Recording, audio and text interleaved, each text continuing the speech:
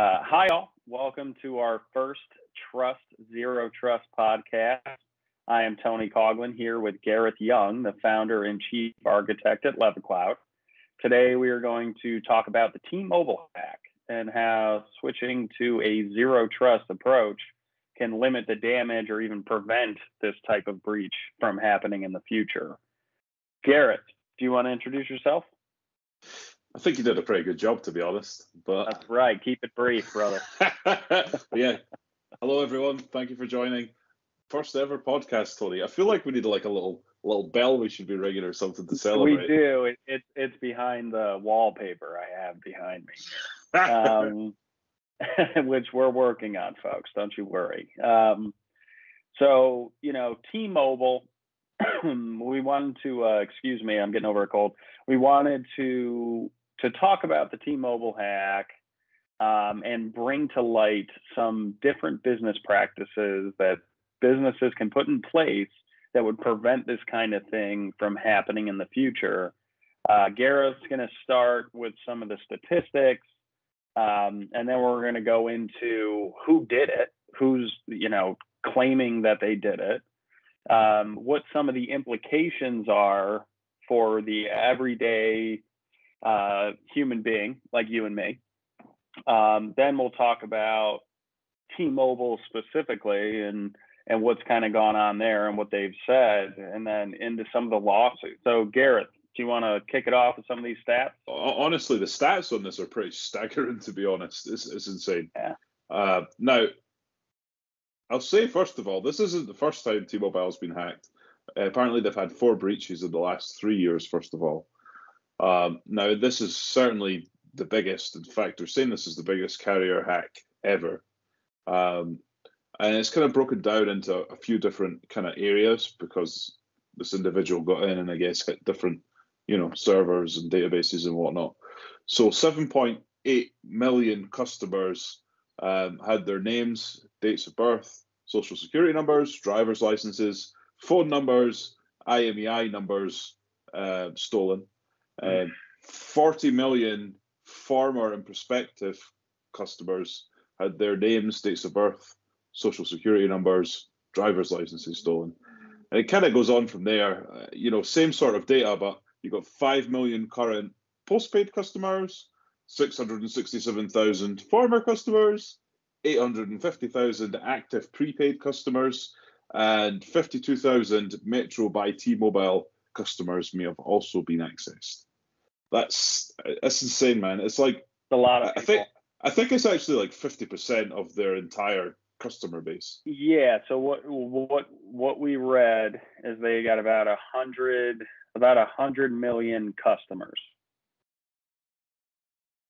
Yeah. 48, yeah. And they gave up 48 million. Yeah. I mean, that's tough, man. I don't. How do you, if you're the CEO of that company, what do you say? I know. I mean, the scary, I am a former T-Mobile customer, and I think you are as well. So it's entirely possible that we're in there. Yeah, I've definitely been hacked. Since that happened, I've had all kinds of things pop up. I don't know if they're connected, but I mean, a lot of people are going to start seeing it who were possibly compromised. For sure. And I'm sure we'll mention it later again, but from what I understand, if you sign into your My T-Mobile or something like that, the account thing, they'll have a banner up indicating if you were part of the hack, the breach. And I'm sure we could put a link to that somewhere as well. So we will. That's a great idea. Because people, you're going to want to know. And you're really going to want to know when we get into the second segment, when we talk about SIM swapping. But first, let's dive in to what I think is the craziest part of this entire thing. 21-year-old kid does this. Yeah, so 21-year-old US citizen, but he lives in Turkey. I think he moved there when he was 18. So gained access to 100 different servers, I believe it is, and the databases behind those. And how did he get in again? He got in through an unsecured router, some Wi-Fi device we all have in our house. Well, So it might be configured for as probably, more PC. probably wasn't a Wi-Fi router, Tony. There we go. Okay. But yeah, All right. That actually unsecured makes me feel router better. in the data center. Yeah. Right. So he gets in through this unsecured router, right? Yeah. And what you gotta believe is a hundreds of thousands, if not millions of dollars of security wall behind T-Mobile's infrastructure, right? Or in front of T-Mobile's infrastructure. We don't know for sure, but there's just this misconfiguration, and a 21-year-old kid gets in through it and then does what? Right. Steals all this customer data, apparently. and apparently the motivation for it, and this is where it's like, did he act alone? Did he not? I don't know if that's really been determined, because I've seen kind of stories both ways there. But basically, he wanted to harm US infrastructure in retaliation to an alleged kidnapping, torture event that the CIA took part in during 2019, which is pretty kind of, scary in itself. But right. And he does say, I think in the ZNet article, he talks about how, he wouldn't make this kind of thing up. But, regardless of what happened there, doesn't change the fact that, like, he went and stole all this data and now he's selling it on the dark web, right? Or has he was implying that he was going to, for sure. And, it's like one of those things where if this guy or girl, I think it's a guy. I think it's a guy. Has beef with, the U.S. government, I mean, you certainly made a statement here, but you've also put millions and millions and millions of Americans in a very bad position. You're right. Like, no, it's us, man. It's everyday boots on the ground that are getting screwed in this deal. Yeah, crazy. So 21 years old. Can't believe that. I was definitely not doing that at 21. I don't know what you were up to, but I wasn't doing that. Yeah, probably shouldn't discuss that here. yeah, we'll leave that. We'll leave that alone. I'm not going to take it any further than that. So you got the T-Mobile. The CEO did come out and he said, they leverage their technical systems along with specialized tools and capabilities to gain access to our testing environment. So they had in their environment these test servers that this is what the CEO said, that his hacker gained access to. And from there, they were able to just spiderweb, right? Like, and get into everything. Yeah, it got into production as well, I believe, from there. Right. Like, I mean, so what the businesses need to be doing in the realm of zero trust to prevent that from happening, because in zero trust, you microsegment everything out so that once you're in the test environment, that's all you're going to get to. Am I right? Yeah, I mean, well, let's kind of break it down. And again, simplistic, my opinion, based on what we've read. But how could have things been configured differently, or what parts of the zero trust model could have helped in this situation, right? Because at the end of the day, no level of security is going to kind of stop you from getting hacked. There's always going to be something, some new methodology that the attackers are going to try. So really what we're trying to do here is reduce the possibility of attack as much as we can and limit what I would call the blast radius of any attack that is successful. So, maybe one server gets compromised, not 100, right? But let's kind of break it down, right? Because there's a lot going on here. So if we think about it, first of all, this individual managed to gain access via this, router. And maybe it was just the case that it was accidentally configured so that you could hit it from a management perspective, or, certain ports were maybe open on it that shouldn't have been, so this individual's been able to get on it. Now, if we think about basic cyber hygiene, actually, never mind zero trust. A privileged account like that, first of all, shouldn't have been accessible externally, right? Multi-factor authentication should have come into play.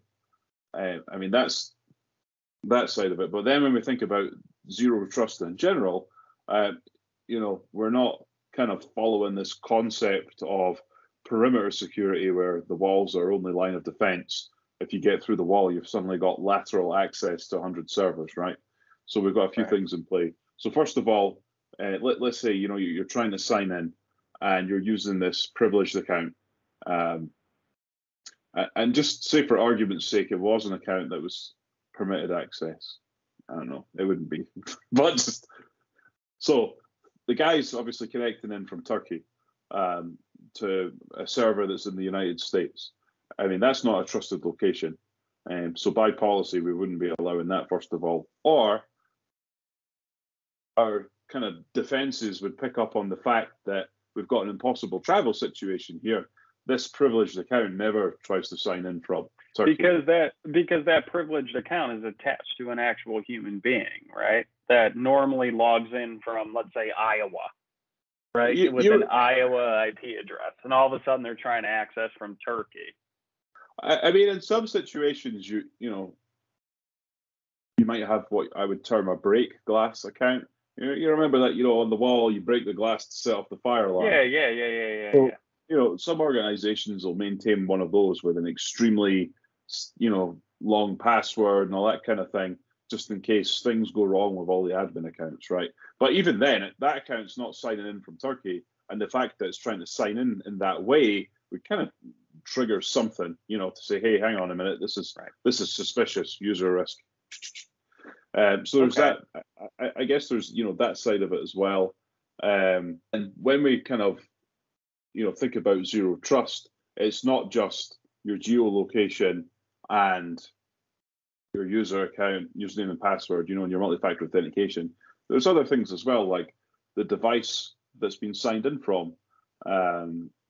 We might have certain limitations that say, hey, if you're trying to sign in with privileged accounts, you can only do it from like corporate managed laptops that are healthy and have the antivirus up to date and the firewall turned on and that kind of stuff as well. So zero trust is really granular. So there are a number of different factors we can kind of have in place to, even let someone be considered to be authenticated. But really, it's not authentication we're doing. We're explicitly verifying that this is who they say they are, right? So, and then, to your point, when you kind of get into the environment, with zero trust, we're authenticating or explicitly verifying you to permit you access to a given application or a given server. And that's through, if it's like a network environment, microsegmentation, right? Which is basically you're only allowed network access to the actual thing that you need access to, not 100 other servers. And that's that part of that, limiting the blast radius side of it. Had T-Mobile implemented something aligned with zero trust, maybe the outcome would have been slightly different. Maybe it would have stopped the attack altogether. Maybe it would have limited the blast radius to one server instead of 100. But likely not 48 million of our social security numbers. Basically, all the information someone needs to open a credit card in our name. Yeah, there's a lot to consider, and again, this is a simplistic view. I mean, I'm sure some people will be saying, hey, what about, from like a configuration management standpoint, why was the router misconfigured? And that's a different topic. Right. So you start going into internal processes, which they're going to very quickly discover, because they just hired giant KPMG. Giant, massive consulting company, and we hope they get them in order. I hope they implement some of these aspects of zero trust. Yeah, I mean, certainly for an organization the size of T-Mobile, there'll be, first of all, an effort to kind of like plug the gaps, solve for the immediate need, look to see if there's any opportunity where this could happen again in their current sort of configuration, and put in some, reactive controls, security tools to try and give them more visibility that they obviously didn't have. And then I think from there, with zero trust, it's not just a solution that you can flip the switch on and deploy. I mean, it's a journey, right? It's a journey. There's foundational elements that you work on. First of all, when we think about our identities, our privileged accounts, our endpoints, the devices we're connecting in from, starting there and kind of working our way through. So potentially, they could go on that journey after kind of solving for this immediate kind of crisis. But, in a big organization like that, it's going to be multi-year for sure. Oh yeah. It's not a decade. Really, but the hope is that they do move that way. And I mean, a lot of that comes from like just the potential damage not doing that would cause. Like, what is this thing that I read, we read about SIM swapping? Yeah. So that's kind of like the aftermath of this, right? So basically, because this is now something that's possible because of this hack. Well, yes and no. It's made easier by this hack potentially. Okay. So SIM swapping has actually been around for years, and basically what the concept is, someone through whatever means gets a hold of your PII, your social security number, your date of birth, your address, and they phone up your mobile provider and say, hey, Verizon, T-Mobile, AT&T, Sprint. Exactly. They phone up and they're like, hey, I've got this new SIM card here. I want to transfer my number, because through whatever means, whether it's a phishing attack or raking through your garbage, if you've not been shredding your mail properly, like they've got this information. I don't remember the last time I shredded my SIM card. But well, no, think about it though. Like if we get so much junk mail, right, from banks and wherever else, and if you're not disposing of that in a secure manner, if you're just throwing it in the trash, people can like get that out of your trash. And I don't necessarily mean in your backyard. Like people actually do that. Like especially like if you're a CEO of $1 billion company, someone is doing that to you, most likely. It's kind of crazy to think about that. It could be anywhere, but anywhere on the journey of the trash goes from like between your house and the landfill, right? Or the recycling plant or whatever. But, the point is they've got this information. They phoned up. They're like, hey, I want to swap my number to this new SIM card I've got here. And as long as you can provide these basic things, then they'll do it, right? And then what happens is, they try and reset your password for your bank accounts, for, different websites that you might access. And different companies, WordPress is one, Venmo is another. There's a few of them allow you to either reset your password with SMS. I mean, there's the problem straight away if you've stolen someone's phone number, or actually use it as the multi-factor authentication method. So, if you've got their password, you've got that, you're in. And so, just a quick question. I'm sorry. So we're talking about MFA, right? We're talking about multi-factor authentication. In SIM swapping, if a company only allows you to do MFA through text message, it negates the benefits of MFA, right? If someone gets a hold of your SIM. It's crazy. It's not just the SMS from the respect of they only let you use that.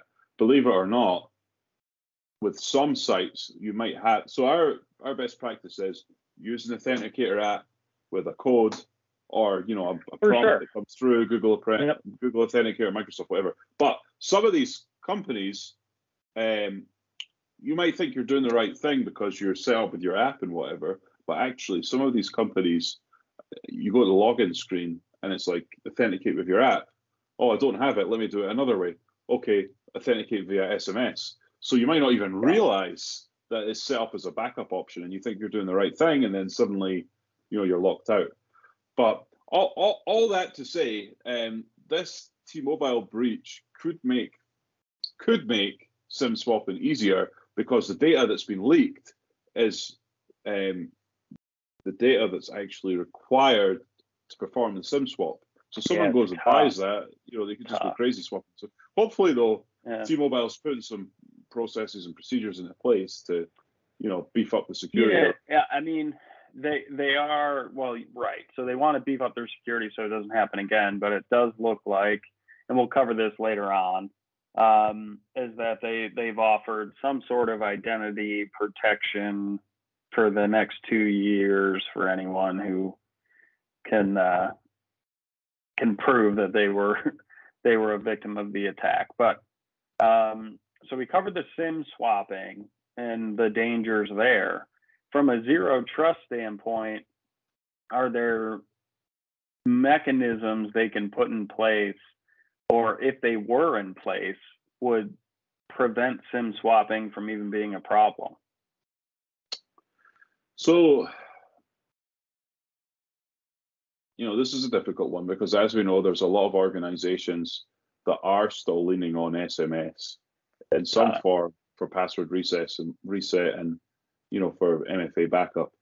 So, I mean, number one, stop doing that, please. But then, I'm pretty sure I'm starting to sweat here. I'm pretty sure my bank does that. I have dual factor authentication, and my banking app is definitely SMS.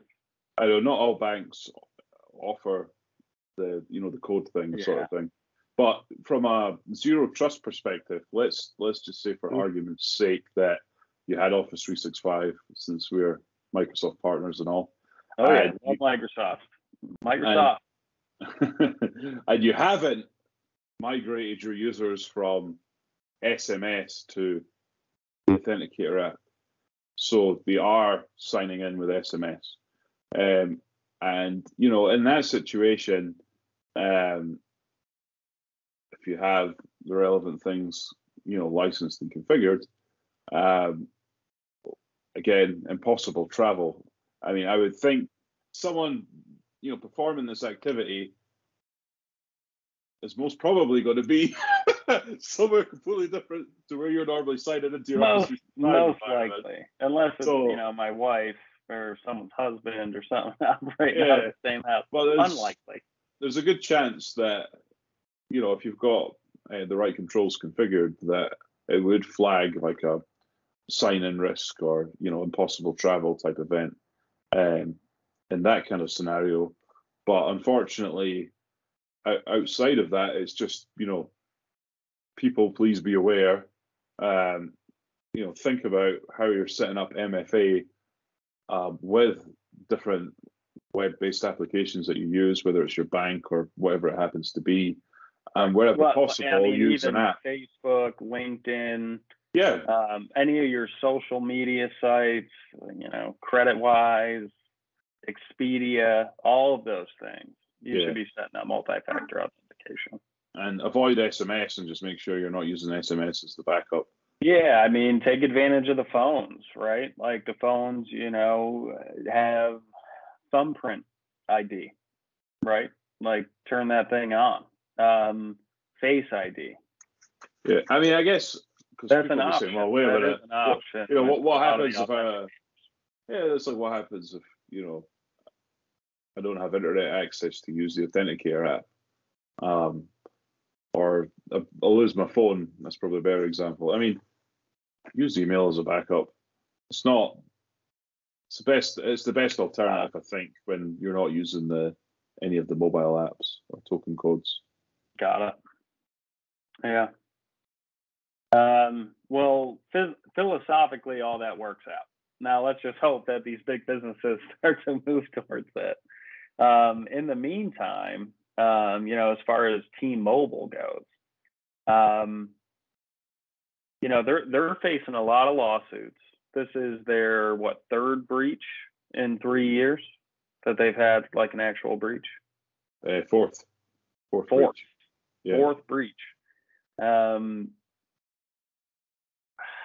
mean, what's the excuse? I don't. As far as it all goes, so it's the fourth breach. T-Mobile responds now with giving 2 years free of McAfee identity protection. You know, we could probably go for another hour and a half on whether that's enough. I don't know if that's enough. But, yeah. You know, let's kind of focus on what they are looking at. So the FTC has dropped the hammer, right? They're facing 3 class action lawsuits. Where the FTC probably has them is there's a clause that says, and you know, I have it written here, so I'm going to quote it. There's an FTC provided guideline that advises businesses to not maintain personally identifiable information that is longer than is needed for authorization of a transaction, right? They've got 48 million social security numbers, 48 million driver's license numbers. Why are you holding this information? And the fact that it's former customers as well that are mixed in with that. Oh my God, that's what killed me, is when I saw former. I mean, certainly, I know the United States has looser data protection laws compared to some of the different European countries, and like certainly over there, this just wouldn't fly. But it sounds like the FTC is kind of like, come on, guys. So I guess we'll see what happens there. I mean, I certainly know that there's now been calls for the legal eagles, if you will. Yeah. There's a lot of watchdogs out there, man. There's a lot of watchdogs out there, and thank God for them. But yeah, man. I mean, we're looking. Some of these numbers are saying anywhere between $100 and $750 per instance. So if you look at that at 48 million, if it's $100, you're looking at $480 million in fines. If it's $750, you're looking at $30 billion. I know, that's insane. And like, I'm sure it's. Why are you taking that risk? Like, why are you doing that? And so going back to like, why are they holding all these social security numbers? I mean, it's a great point. Like if they're keeping them for the purposes of a credit check, why actually store them? Just take them at the time, process a credit check, and then safely erase them. Request that information when it comes time to do the credit check. Yeah, why keep it for the whole time? Why take the liability? Yeah, like what are you doing? Why? Oh my God, it kills me seeing that. Kills me.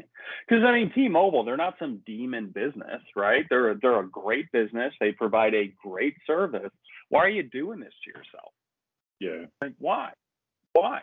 Especially if you're not investing money on the security tools you need to keep the data safe, which it's hard to argue that they did. I know. And the big thing as well, when these kind of things happen, not that anything's happened on this sort of scale, is the reputational impact of the business, right? And it doesn't matter what size your business is, you're going to take some sort of reputational hit in a situation like this. Because, I mean, for me as a customer, I'd look at that and go, like, man, I don't trust you guys to. No. I mean, and you start going somewhere else, right? I mean, there's just too many other companies out there. You just have too much competition. No matter what you're in, you could be in cybersecurity, you could be in cell phones, you could be churches. They compete for parishioners. You know what I mean? Like it just you can't have this. And I know a lot of companies try to quantify the reputation hit, but really it's incalculable. I mean, flip that on its head. Imagine if this was like a 40 to 100 person company, pick your business, but something like this happened. I mean, bye-bye. How do you even recover from that? Well, that's what they say. I think the 2021 report are saying that 60% of small businesses, small to medium businesses, under 5 million in revenue, they go bankrupt after a security breach. 60%. Oh, it's terrifying. And it's again, everyone loses, right? Especially in a situation like that, because it's the impact to the end customer, right? Their details have been leaked, whatever it is.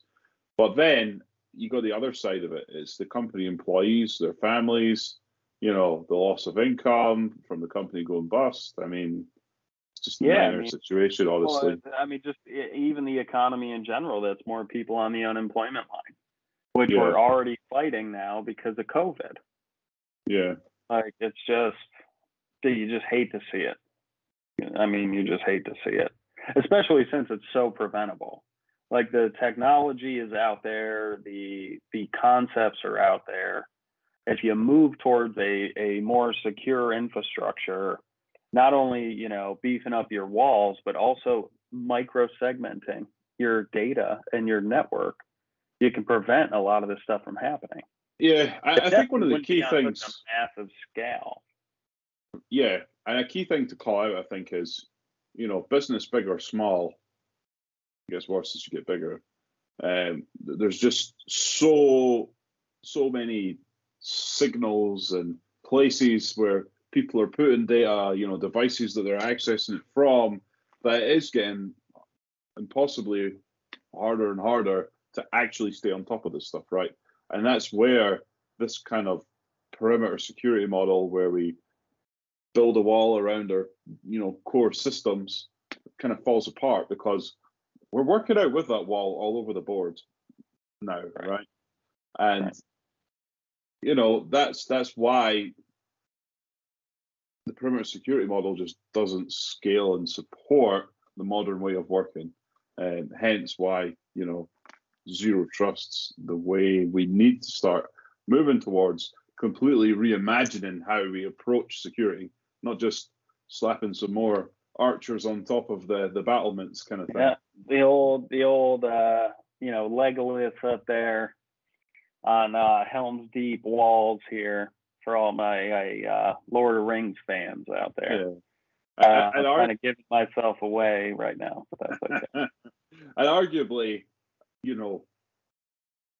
adopting a zero trust methodology can, in a way, simplify your infrastructure as well.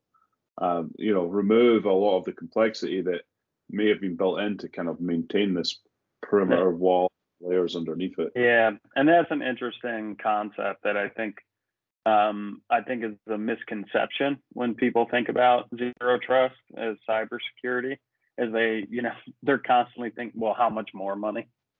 Like, am I going to have to spend? And in a lot of cases, you actually don't spend more, spend less. You definitely invest more time, right, into building out these policies and really taking a hard look. You're not investing in tools that are out there hunting on the perimeter.